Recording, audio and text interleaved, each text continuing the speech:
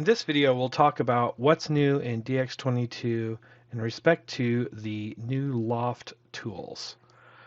So I pulled up a model here that has a great example, that is a great example for the ability to loft profiles in one of the major improvements in the latest release of Design X. One of them is the ability to take these multiple profiles and instead of having to use uh, profile guide curves, you do have the ability to use some guide options here without having to create a guide curve. So if I come over to Loft, and we'll go ahead and turn the mesh off, and just like you normally would, if you come over here and you click the profiles that you want to select to loft between, you'll notice that when you click, it assigns these little guide balls to where you can assign how the software is going to align the guide curve. So obviously if you pull it over here, you're going to like stretch it and twist it and so on.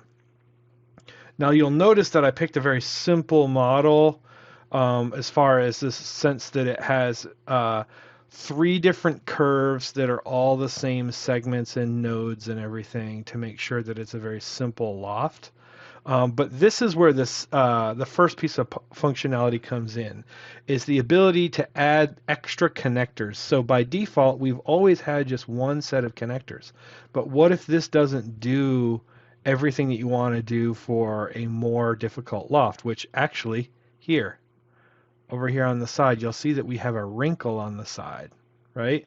Even though these are pretty well aligned. So in the past, you would have to go ahead and create guide curves and utilize those, and sometimes those can be a pain. So with adding extra connectors, I can come in and I can say I want to add a connector here and drag this around and drag that around. And then give it extra guidance without having to create guide curves, which can take a long time. And you can add a bunch. So if I go ahead and add those there,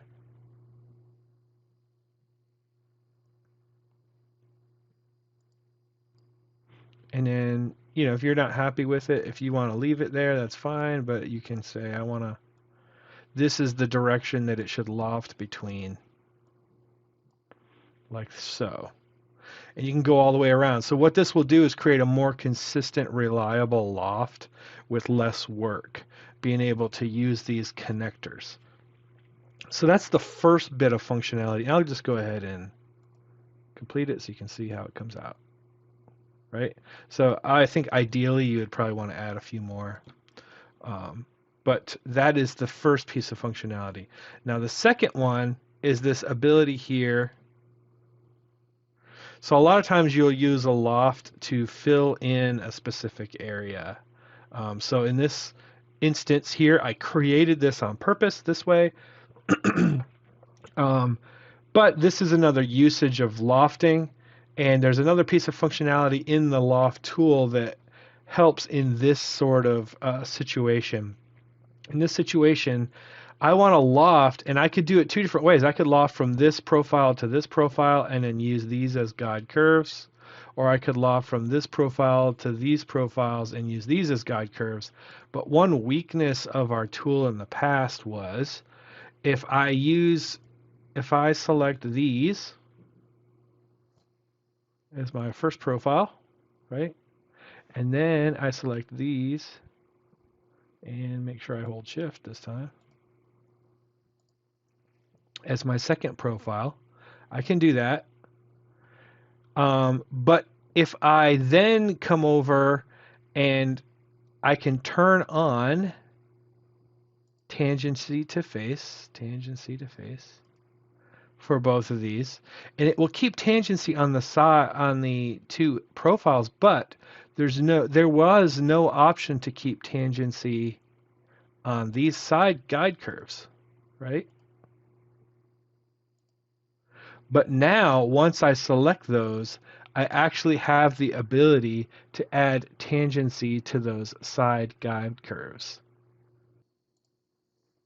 So you'll see after I turn on tangency to face, tangency to face for the two side curves, I have the ability to come down and select both of these two, and I can say also tangency to face on those guide curves.